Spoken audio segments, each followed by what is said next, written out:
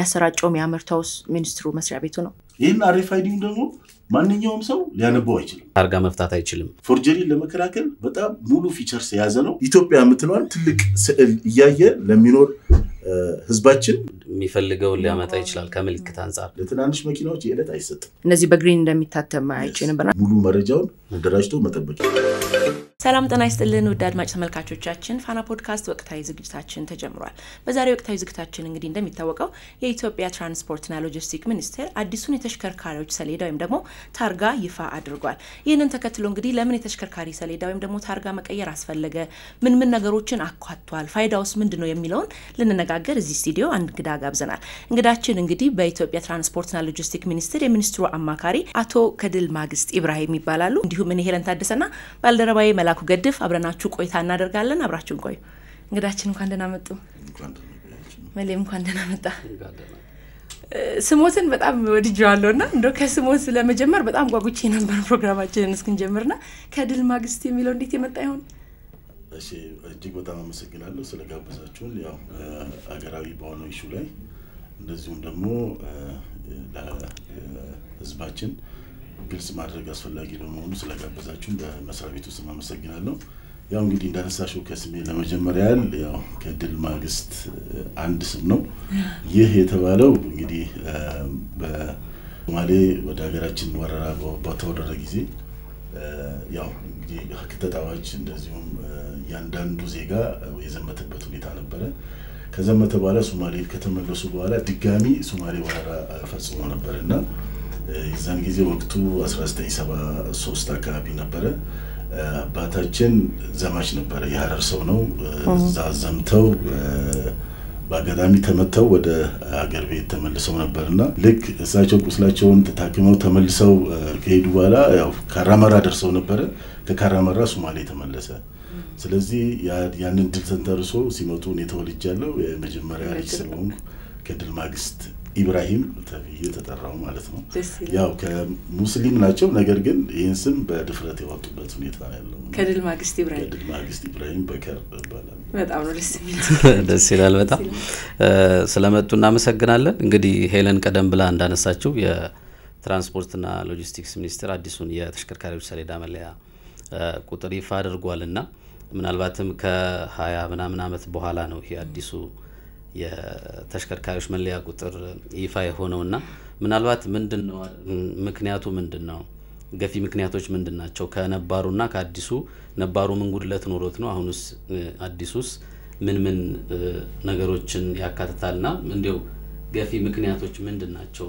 ታርጋውን ለመቀየር እሺ አመሰግናለሁ ያው እንግዲህ እንደሚታወቀው በሀገራችን የተሽከርካሪ የመለያ ሰሌዳ አይነቶችን ለመወሰን 10/52/2017 በፍትህ ሚኒስቴር ቁጥር ተሰጥቶት እንዲጸድቅ የተደረገበት ሁኔታ አለ ለዚህ ከዚህ ቀደም እንግዲህ ቀደም እናንተም ስታነሱት እንደነበረው በ1934 እና 35 በወጡ አዋጆች ነው ተሽከርካሪዎች ሲመዘገቡ የነበረው ይህ ሲደረግ የነበረው ይህንንም ላይሰንስ አድርጎ ሲሰጣቸው የነበረው ለከተማ ውስጥ ለሚገኙ የከተማ መዘጋጃ ቤት ለሚባሉት ነበር ሲመዘገቡ የነበረው ስለዚህ በተለያዩ ጊዜያቶች ሰሌዳዎች የተቀየሩበት ሁኔታ አለ በ1956 ዓመተ ምህረት ሰሌዳ ጣሊያን ወራ አድርጎ ከተመለሰ በኋላ አገሪቱ ውስጥ ያሉ ተሽከርካሪዎች መታወቅ ስላልቻሉ በድጋሚ ተመዝግበው ሰሌዳ እንዲወስዱ የተደረገበት ሁኔታ አለ እንደዚሁም ደግሞ 73 ዓመተ ምህረትም የተቀየረበት ሁኔታ አለ እንግዲህ ቀደም ስታነሱት በነበረው መልኩ በ1994 ለመጨረሻ ጊዜ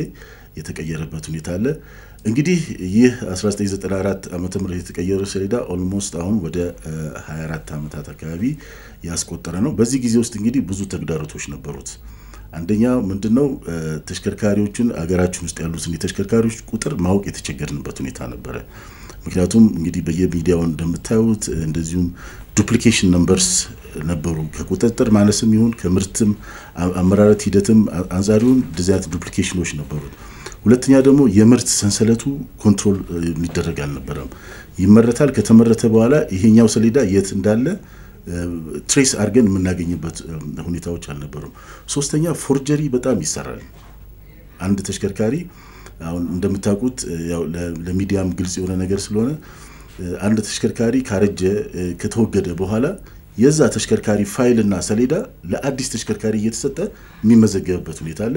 ይህ ምንድነው? አንደኛ መንግስት ማግኘት ያለበትን ገቢ አለ ማግኘት አለ።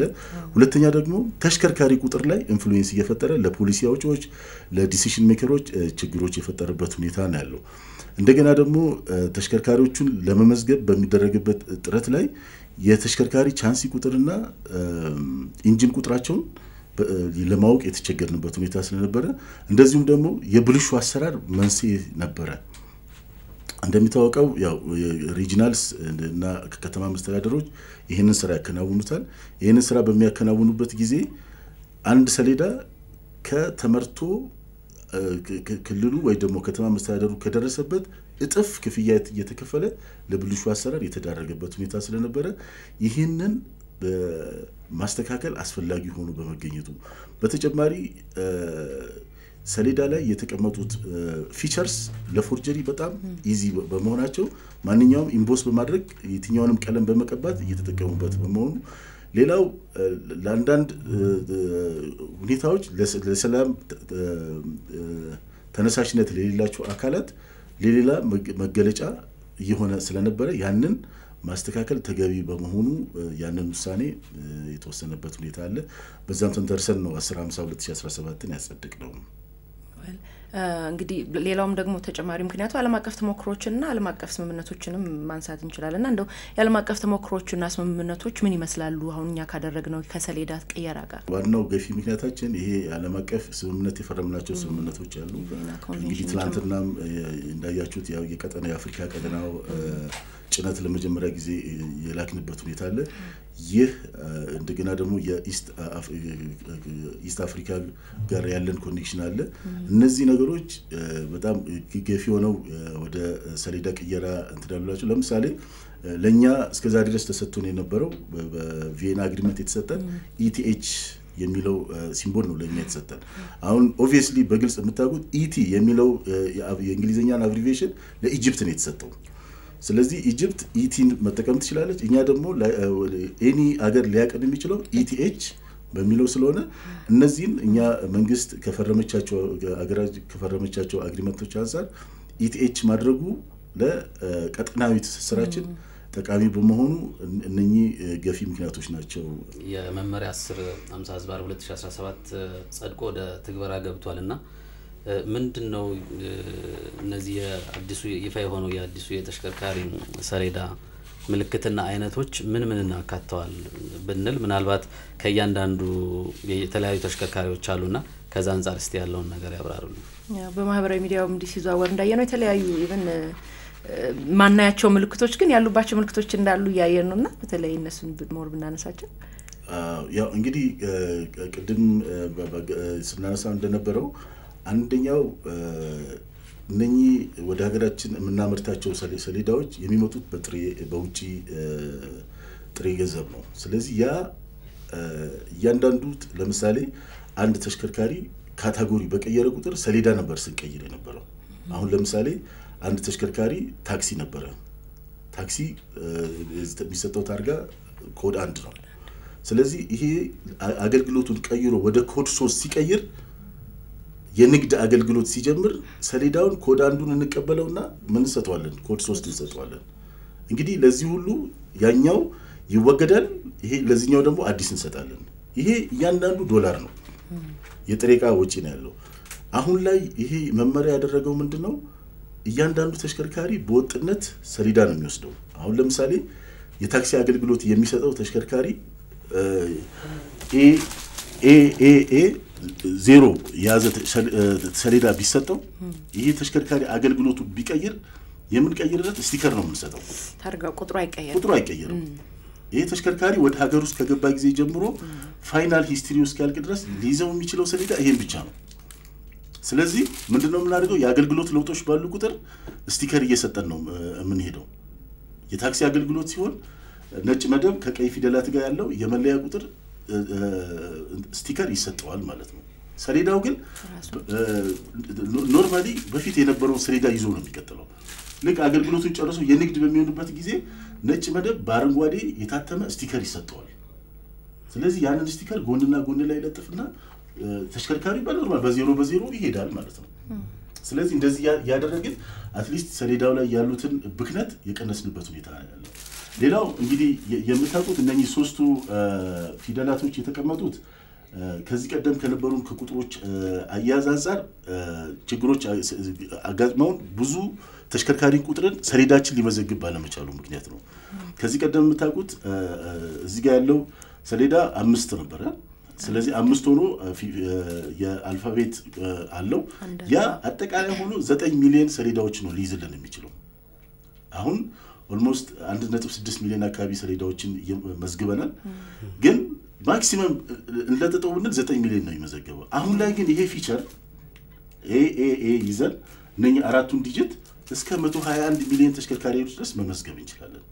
ለምሳሌ ያህል ይሄ እቺኛዋ ኤ የምትቀየረው ይሄ 9 በሚሆንበት ጊዜ ይሄኛው ኤ ሰሌዳ ወደ ምን ይሄዳል? ወደ ቢ ይሄዳል። ቢ ሄድና እንደገና እቺ 01 ብላ ትቀጥላለች ማለት ነው።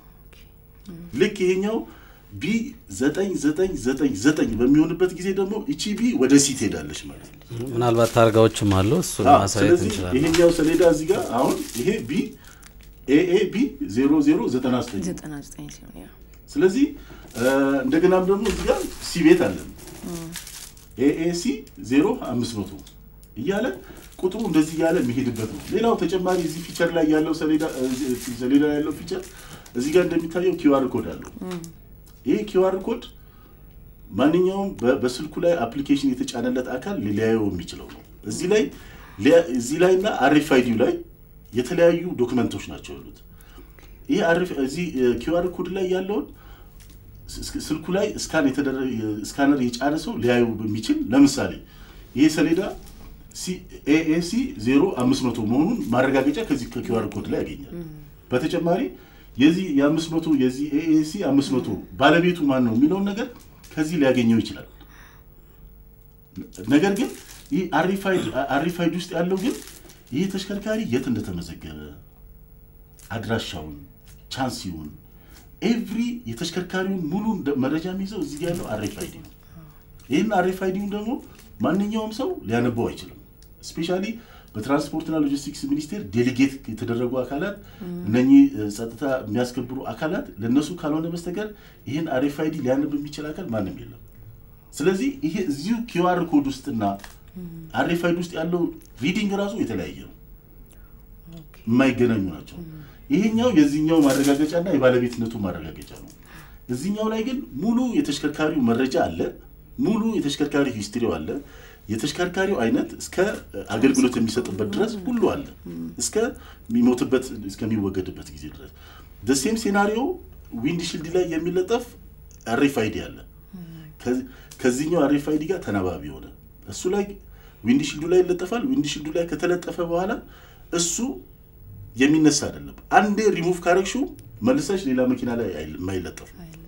ስለዚህ አቢዝመንትን ለመከላከል ፎርጀሪን ለመከላከል በጣም ሙሉ ፊቸርስ የያዘ ነው። በተጨማሪ እዚህ ጋር እንደዚህ አድርጋችሁ ስታዩት አድዋ አለው። አድዋ የሚል ጦርና ጋሻ ያለው የተጻፈበት አለ። አድዋ ይላል። በዚህ በፊት ለፊት በኩል እንደዚህ አድርገሽ በጎን በኩል እንደዚህ ስታዩት አድዋ የሚል አለው። ጦርና ጋሻው አለ፣ ኤሞቲ አለ፣ ኤሞቲ ይላል። እነዚህ አሁን ፊቸርስ ከውስጥ ላይ እንደ ሆሎግራም የሚታዩ ናቸው። ይሄንን ነው ቅድም የወል ትርክትን ይፈጥራል። የጋራ የሆነ ሁላችንም ልንስማማበት የምንችልበት የሁላችንም ድል የሆነው ኤሞቲኤል ሚኒስትር ኦፍ ትራንስፖርት እና ሎጂስቲክስ እንደ ባለቤት ይሄንን የሚመራ አካል ነው። እዚህ ውስጥ ኦብቪየስሊ እስከነ ሎጎ ይታያል። እንደገና ላይቶች ሲበሩባቸው የሚታዩት ኢትዮጵያ የሚል ጽሁፎች አሉት በነጭ የተጻፉ ውስጥ ላይ። እነዚህን ፊቸርስ ሙሉ ለሙሉ የያዘና መብራት የታርጋ መብራት ሳይኖራቸው ሌላ መብራት በሚያበራበት ሪፍሌክሽን የሚታይ ኦብቪየስ የሆነ ስራዎች ናቸው የሰራነው ለማለት ነው። መልካም። ምናልባት ከምልክቶች ጋር ተያይዞ የምልክቱ ላይ የታዋቂ ግለሰቦችና እንዲሁም ተቋማት የፈለጉትን ምልክት ማስገባት ይችላሉ ሚል ከመመሪያ ውስጥ አለና ምናልባትም በተጨማሪ ደግሞ የድርጅቶችም እንዲሁ ይችላሉ፣ ግለሰቦችም እንዲሁም አንዳንድ የሚፈልግ ሰው የራሱን ቁጥር የድል ቁጥር ወይም ደግሞ የተለያዩ ነገሮችን ማስገባት ይችላል ሚል ነገር አለ። ከዚህ እንዴት ነው ይሄን መተግበር የሚቻለው? ልክ ነው። ይሄ በመመሪያችን አካተነዋል። ያው እንግዲህ የተለያዩ ሀገራትን ተሞክሮችን ቀደም ብለን አይተናል። ሌሎች ሀገሮች ላይ አንድ ሰሌዳ እስከ 1 ሚሊዮን ከዛ በላይ ድረስ የሚሸጥበት ሁኔታዎችን አይተናል። ስለዚህ መመሪያችን ይሄንን በዚህ አዲሱ መመሪያ ውስጥ እንዲካተት ተደርጓል። ስለዚህ አንድ አካል እኔ ይሄ ቢኬጂ የሚል ወይ ደግሞ የኔ አብሪቪዬሽን ከድል የሚለውን ስም እዚህ ጋር ፈልጋለሁ የሚል ከሆነ ለሚኒስትር መስሪያ ቤቱ ጥያቄውን ያቀርባል። ስለዚህ በሚሰጠው ፕራይስ መሰረት በዛ መሰረት ያንን አፎርድ ማድረግ የሚችል ከሆነ መክፈል የሚችል ከሆነ ኤኒ የድርጅትም የግለሰብም ላኪ ነምበርም እነኛን ማድረግ የምንችልበት ሁኔታ አለ። እኛ በክፍያ ስራዎች እየሰራን ያለ ነው። እነኚህ ሲንግል ዲጂት ደብል ዲጂት እንደገና ደግሞ እነኚህ ተከታታይ ቁጥሮችን እንደገና ደግሞ ከስተማይዝ በሶስት መልኩ እነኚህ ስራዎች እየሰራን ያለ ነው። አንድ ቁጥርን ፈልጋለሁ የሚል አካል ካለ መውሰድ ይችላል። 7 ቁጥርን ፈልጋለሁ የሚል አካል መውሰድ ይችላል። 11 ቁጥርን 77 እነኚህ ላኪ ነምበርስ ብሎ ሰው የሚያምናቸውን መውሰድ ይችላል። በተጨማሪ ደግሞ ከስተማይዜሽን ማድረግ ይችላል። እኔ ስሜ ካምፓኒ ቢኬጂ ግሩፕ ከሆነ ቢኬጂ ግሩፕ መውሰድ ይችላል። ፋና ከሆነ ፋና የምትል አሰልቼ መውሰድ የምችልበትን ፕላትፎርም ከዚህ ቀደም ያልነበሩ አሁን ላይ ግን የተካተተበት ሁኔታ ነው ያለው ማለት ነው። ያው ስፔሻል ነው እነዚህ እንትኑን ይጠብቅ እንጂ 3 ሌተር እና 4 ፊደል አሚና 4 ቁጥር ይሁን እንጂ ኤኒባዲ የሚፈልገውን አፎርድ እስካደረገ ድረስ በስፔሻል ኬዝ መሰራት ይችላል ማለት ነው። በጣም ጥሩ። ፊቸሩ ግን ይሄን መጠበቅ አለበት። ኢቲ ነኚህ ሆሎግራሞቹ ኤቭሪ አስፔክት ስታንዳርዱን በተጠበቀ ግን ቁጥር ላይና ከስተማይዜሽን ላይ ግን ግለሰቡ በሚፈልገውና ሚኒስተር መስሪያ ቤቱ በሚያረጋግጠው መሰረት ምልክቶቹ ምናልባት አሁን እያንዳንዱ ግለሰብ የራሱን የሚፈልገው ሊያመጣ ይችላል። ከምልክት አንፃር ምናልባት እነዛ እንዴት ነው የምትወስኑት? ይሄ ከስታንዳርዱ ዝቅ የሚል አይደለም። አሁን ለምሳሌ ቅድም ያስቀመጥናቸው የሚታዩት ፊቸርስ እነሱ ምንም ያው እንግዲህ ሰሌዳ ማለት ምንድነው የአንድ ለተሽከርካሪ የምንሰጠው መለያ ነው። ስለዚህ ያንን መለያ ሬጂስተር የምናደርግበት ይልቅ ይሄንን መለያ ለከድል ሲሰጠው በሲስተም ላይ ይመዘገባል። ያሁኑ ሲስተም ከጸጥታ አካላት ጋር ይገናኛል። ጋምቤላ ላይ የሚመዘግበው እኛ እዚህ ቁጭ ብለን የምናይበት ነው። ይሄ ሰሌዳ ሲፈለግ ማንኛውም ጸጥታ ኃይላት እንደዚሁም ኤኒ ትራፊክ የት ተሽከርካሪው እንደተመዘገበ የት እንዳለ ማወቅ የሚቻልበት ነው።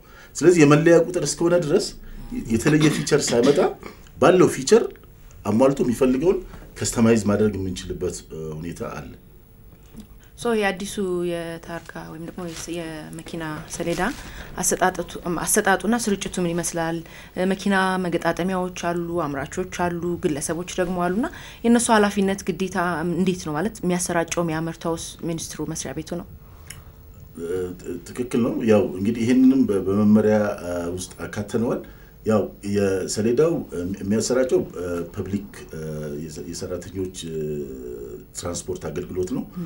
እሱ ሲስተም የለማን ያለው እያንዳንዱ ዲስትሪቢዩሽን ለየክልሎቹም ለከተማ መስተዳደርም የሚሰጡትን በሲስተም ነው ዲስፓች የሚደረገው። ያንን ከዲስፓች የተደረገው ከሬጂስትሬሽኑ ጋር የተናበበ ነው የሚሆነው። ስለዚህ ኢሚዲየትሊ ፐብሊክ ላይ ያለው ዲስፓቹን ሚኒስትሪው ያየዋል። ለማን ይሄ 500 ኤኤሲ 500 ሰሌዳ የት ከተማ ላይ እንዳለ የትኛው ክልል እንደመዘገበው ለማን እንደላከው የሚታወቅበት ሲስተም እየተዘረጋ ነው ያለው። ስለዚህ እሱ ኢሚዲየትሊ ተግባራዊ እንደተደረገ ያው ወደ ምዝገባ የሚገባበት ሁኔታ ነው ያለው። ቅድም እነኚህ ከባለድርሻ አካላት ጋር በተያያዘ አምራች አስመጪዎች የሚመለከታቸው ከተላላፊ ጋር በተያያዘ ነው። ስለዚህ እነሱ ከተሽከርካሪ ወደ ሀገር ውስጥ ካስገቡ በኋላ ለዛ የተሽከርካሪያቸው ምን ያህል ተሽከርካሪ በአመት እንደሚገባ ይሄንን ካልኩሌት በማድረግ የተላላፊ ቁጥር አይነት እንሰጣቸዋለን። በዛ መሰረት ተሽከርካሪው የገዛው አካል ተላላፊውን በመለጠፍ እኛ ወደ ምን መዘግብባቸው ተቋማት ሄዳሉ። እዛ ሄደው ተሽከርካሪያቸውን ኢንስፔክት አስደርገው ተላላፊውን አስመዝግበው በአዲሱን ሰሌዳ የሚወስዱበት ፕላትፎርም ነው እየተፈጠረ ያለው። ምናልባት እዚህ ጋር ከክፍያ ጋር ተያይዞ አንዳንድ የሚያነሷቸው ነገሮች አሉ። ምናልባት እስካሁን 50,000 ገደማ ሰሌዳዎች ታትመዋልና አሁን ያለው ግምት 1.6 ሚሊዮን ነው በነባሩ አሁን ላይ ምን ያህል መኪና ይኖራል ምናልባት ጥናት አካይዳችሁ ከሆነና 50 ሺዎችም ተሰርተዋልና ከዚህ አንፃር የእንዲው ደንበኞች ምን ይጠብቁ ኤክስፔክት የተደረገ ወይም ጥናት የተደረገ ዋጋ ካለ እሱን ቢጠቅሱልን ወይም ደግሞ እንዴት ነው ሰሌዳውን ሲያወጡ ወደ እናንተ ሲመጡ የሚጠየቁት ክፍያ ያለና ከዛ ጋር ተያይዞ ያሉ መረጃዎች እሺ ከረንትሊ ያው ፕራይስ ሴት አልተደረገም ምክንያቱም ቅድም እንዳልኳችሁ ሲስተም እያንዳንዱ ትሬሰብል መሆን ስላለበት ከፐብሊክ ሲስተም ጀምሮ እስከ ሬጂስትሬሽን ሲስተም እስከ ክልሎች ድረስ ሲስተም መዘርጋት አለበትና እሱ በሂደት ላይ ነው የሚጠናቀቀው ይህ እንደተጠናቀቀ ያው ባለፈውም ክቡር ሚኒስትሩም በሰጡት መግለጫ ላይ እንዳስቀመጡት የተሽከርካሪው የሙሉ መረጃውን አደራጅቶ መጠበቅ ይጠበቅባቸዋል ይህ ሲሆን ምንድነው ሄደው ኢንስፔክሽን ሴንተርስ ላይ ተሽከርካሪዎቹ መመርመር አለባቸው ተሽከርካሪዎቹ ተመርምረው ህጋዊ ሰነዶቻቸውን ይዘው ቀጥታ ወደ በሚወጣላቸው ጊዜ ሰሌዳ መሰረት ቀጥታ ሄደው ሰሌዳቸውን ማስቀየር የሚችሉበት ነው ምናልባት ሌላ ኮንፊዥን ለማጥራት ለምንድነው በጥቁር እና በነጭ ተብሏል የተባለ ነገር አለና ይሄ በአጋጣሚ የግሪን የአረንጓዴ ተሽከርካሪዎች የነሱ ሰሌዳ ነው በአረንጓዴ አሁን ከረንትሊ የታተሙ እነሱ ስለሆነ ነው በቀጣይ የሚመጡ ሰሌዳዎች በነጩ ላይ ጥቁር የሆነ ጽሁፍ ስለሚኖራቸው እነሱ ደግሞ ፎርማል ለሆኑ ለማንኛውም ፊውል ተሽከርካሪዎች የሚሆኑ ነው ይሄኛው ግን ለታዳሽ ኃይል ስለሆነ ነው በአረንጓዴ የታተመው እሱም በአጋጣሚ ለማንሳት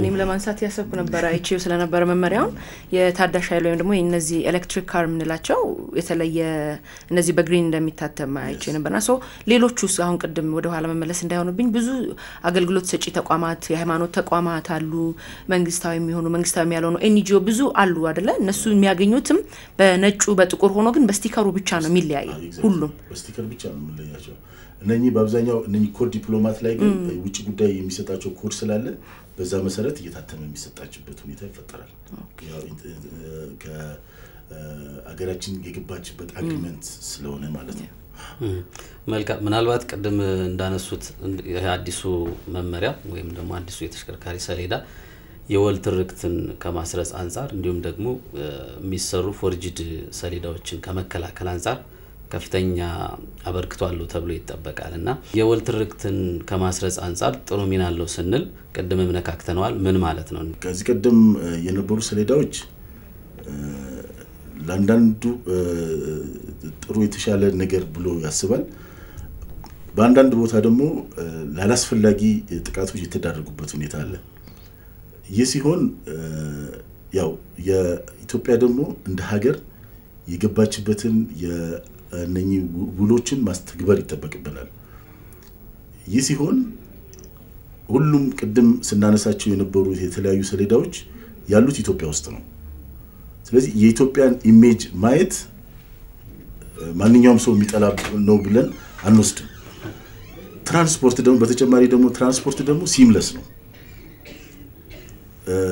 ኦሮሚያ ድንበርን አትሻገር አማራን አትሻገር አፋር እንዳትገባ ምንለው አይደለም ስለዚህ ኢትዮጵያ የምትለዋን ትልቅ ስዕል እያየ ለሚኖር ህዝባችን ይሄ ደስተኛ የሚሆንበት እንደዚሁም ደግሞ እንደ ትራንስፖርት ሴክተር ደግሞ ትራንስፖርታችን ሳይስተጓጎል በማንንም እንግዲህ ትራንስፖርት ሎጂስቲክስ ማለት እያንዳንዱ ከጊዜ ጋር የተያዘ እንትን ያለን ሎጂስቲክስ ከጅቡቲ ተነስቶ ሞጆ ደረቆ ወደብ እስኪገባ ድረስ የሰዓት ማተር አለው ከስተምስ የሚያቆመው መንገድ ላይ ሽፍቶች የሚያቆሙት ይሄ ማተር አለው ስለዚህ ይሄንን ቦልድሊ ይዞ መግባት የወል ትርክን መፍጠር ለኛም ሴክተሩ ጥሩ አማራጭና ለኛም ጥሩ ኦፖርቹኒቲ የፈጠረልን በመሆኑ ጥሩ ድል ነው ብለን እንወስደዋለን ማለት ነው ያ እውነት ነው ዩኒቲን ቱጌዘርነስን ከመፍጠር አሽከርካሪዎችን ጠይቄ ነበር እዚህኛ ጋርም ያሉትን እንደ በውጭ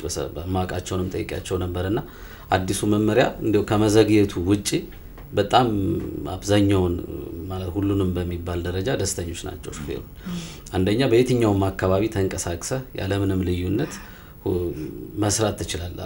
አሁን ከዚህ በፊት የነበሩት እንዲህ አይነት ቢያዚ እንትን አድሏዊ አሰራሮችን ይፈቅዱ ነበር። እንደ ኢትዮጵያን ኤርላይንስ ቆኗል እንደ ካሪየር ነው። ኢትዮጵያን ኤርላይንስ የኢትዮጵያን ፍላግ ካሪየር ነው። ኤቭሪዌር የሚሄድበት ይታወቃል።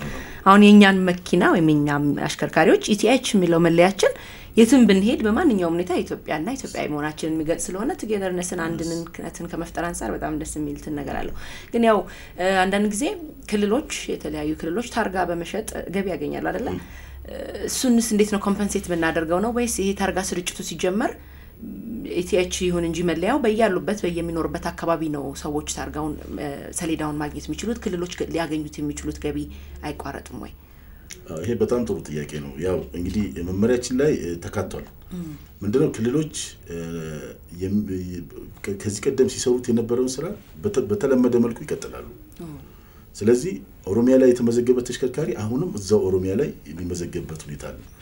የሚቀየረው ምንድነው ሰሌዳውን ብቻ ነው የሚቀየረው። ኦሮሞ ሚል ሰሌዳ አይኖርም፣ ኢቲኤች ሚሊዮን ይወስዳል። አማ ሚል አይኖርም፣ ኢቲኤች ሚሊዮን ይወስዳል። ይሄንን ዲስትሪቢዩት እናደርግለታለን ኤቭሪ ተሽከርካሪ። ለዛ ነው አሁን ኪውአር ኮድን ማንኛውም በአፕሊኬሽን ምናልባት ቢያነበው አርኤፍአይዲው ላይ ያለው ማን እንደሚመዘግበው የት እንደተመዘገበ የሚኖረው አርኤፍአይዲው ላይ ነው። ስለዚህ አርኤፍአይዲው በቀላሉ በማንም መሳሪያው ይሄ አብሮ ያመረተው መሳሪያ ካላነበበው በስተቀር ማንም አያነበውም። ክልሎች ከተማ መስተዳደሮች በፊት ላይ ሲሰሩት የነበረው ስራ አሴ ኖርማል ይቀጥላሉ። ገቢያቸውን በዛው መልኩ ያገኛሉ። እሱ የሚቀጥል ነው የሚሆነውና በዛ በኩል ምንም ስጋት አይኖርም ለማለት ነው። የሚቋረጥ ነገር አይኖርም። ያው በያሉበት መኪናው በተመዘገበበት ቦታ የሚያገኙትን ገቢ እንደቀጠለ ነው የሚሆነው። ይቀጥላል። መልካም። ምናልባት አሁን ይሄ አዲሱ መመሪያ ያው ዲጂታላይዝ ከመሆኑ ጋር ተያይዞ ዲጂታል ኢትዮጵያን እውን ከማድረግ አንፃር ከሌሎች መስሪያ ቤቶችና ሌሎች ተቋማት ተጀምሯል። እንደናንተ መስሪያ ቤትም ጥሩ ጅምርና የሚበረታታ ነው። ስለዚህ ይሄን ዲጂታል ስርዓት ነው እናንተ ያሁን ላይ ተግባራዊ ለማድረግ በተያዘው አመት ይሄ መመሪያው ተግብሮ ይጠናቀቃል ተብሎ ይጠበቃልና የዲጂታል ስርዓቱን ከመዘርጋት አንፃር ምን ስራዎች አከናውናቸዋል? እንደው ይሄ ዲጂታል ስርዓቱስ ለምሳሌ ፖሊስ ትራፊክ ፖሊስ አሽከርካሪዎችን ለመቅጣት ሲፈልግ ታርጋ መፍታት አይችልም በአዲሱ መመሪያ።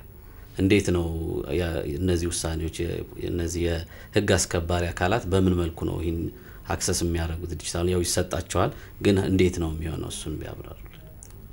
ያው ቅድም ስናነሳ እንደነበረው ሲስተሙ ኦሬዲ ይሄን ኢምፕሊመንት ለማድረግ ሲስተም የማወዳደር ስራ ላይ ነው ያለው።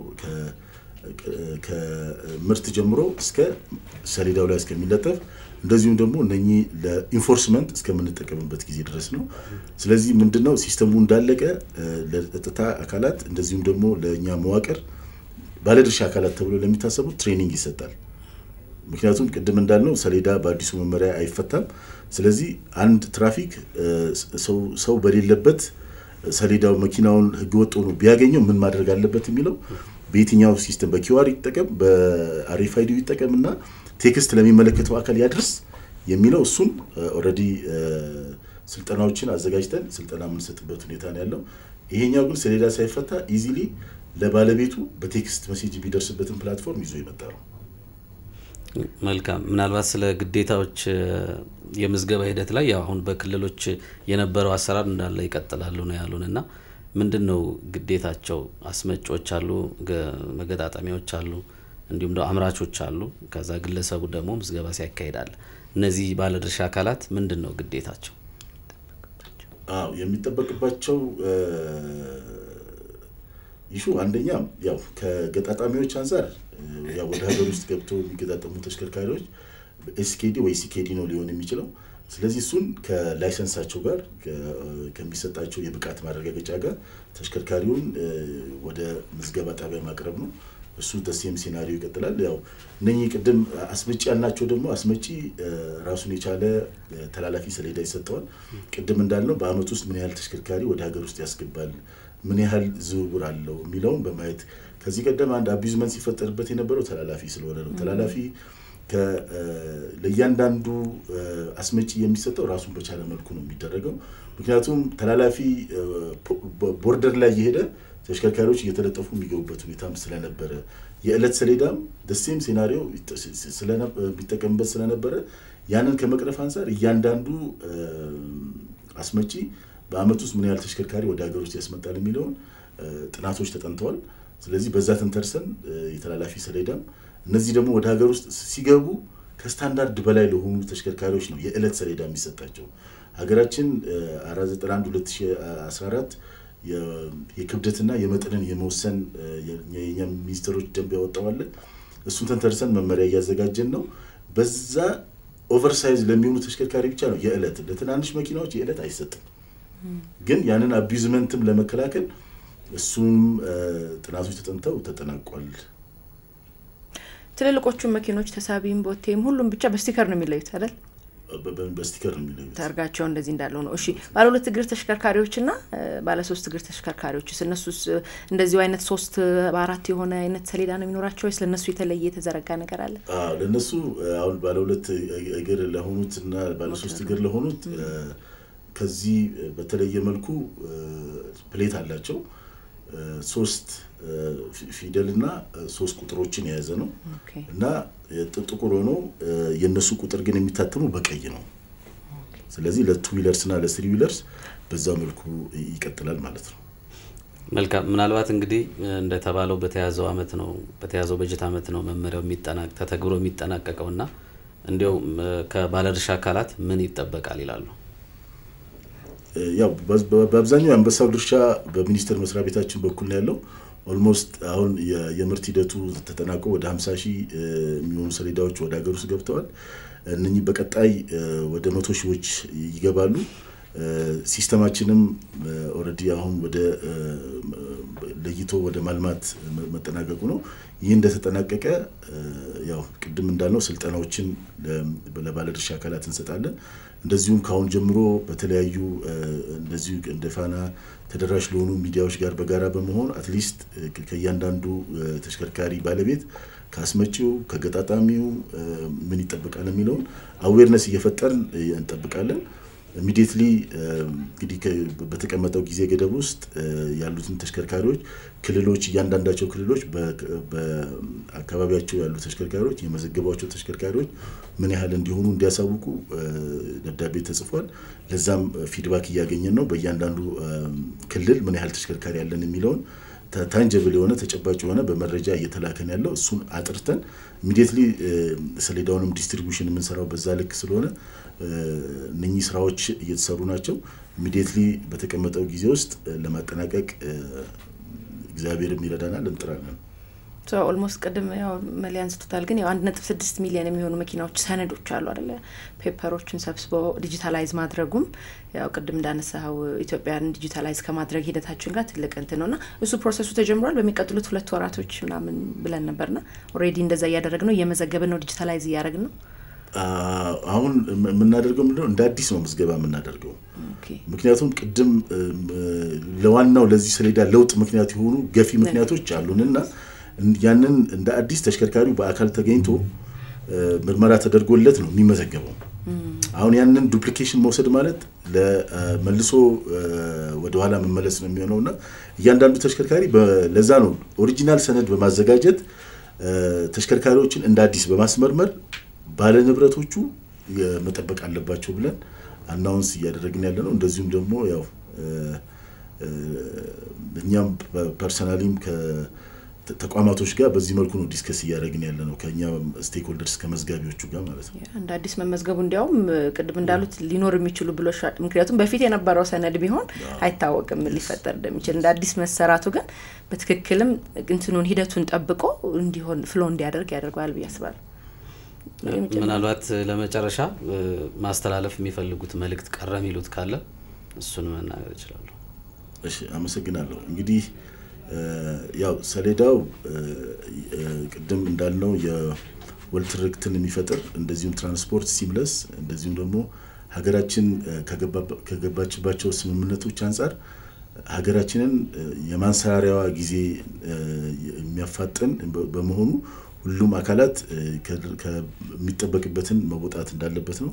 ይህንንም ስንል ምንድነው ቅድም በተደጋጋሚ ስናነሳው ነበር የተሽከርካሪ ባለቤቶች ድርጅቶች ተሽከርካሪዎቻቸውን ፋይል በማደራጀት የተሽከርካሪዎችን ቴክኒክ ምርመራ በማስመርመር ዝግጅት አጠናቀው ኢሚዲየትሊ በሚቀመጥልባቸው ጊዜ ሰሌዳ ውስጥ ወደ አቅራቢያቸው ወደሚገኝ ተቋም በመሄድ ማስመዝገብ እንደሚጠበቅባቸው ለማንሳት ፈልጋለሁ። በእኛ በኩል የቅድመ ምዝገባ ስራዎችን ከሚመለከታቸው ባለድርሻ አካላት ጋር አጠናቀን በቅርብ ቀን ሲስተሙን አጠናቀን ምዝገባ ምን ጀምር መሆኑን ለማንሳት ነው። እናንተም ስለጋበዛችሁን አመሰግናለሁ። አቶ ከድር መንግስት ኢብራሂም ስቱዲዮአችን ተገኝተው ለሰጡን ማብራሪያ ከልብ እናመሰግናለን። ውድ አድማጭ ተመልካቾቻችን እንግዲህ እናንተም የሚጠቅማችሁን ነገር ከዛሬ ወቅታዊ ዝግጅታችን እንዳገኛችሁበት ተስፋ አደርጋለሁ። አብራችሁን ስለነበራችሁ ከልብ እናመሰግናለን። ጤና ይስጥልኝ።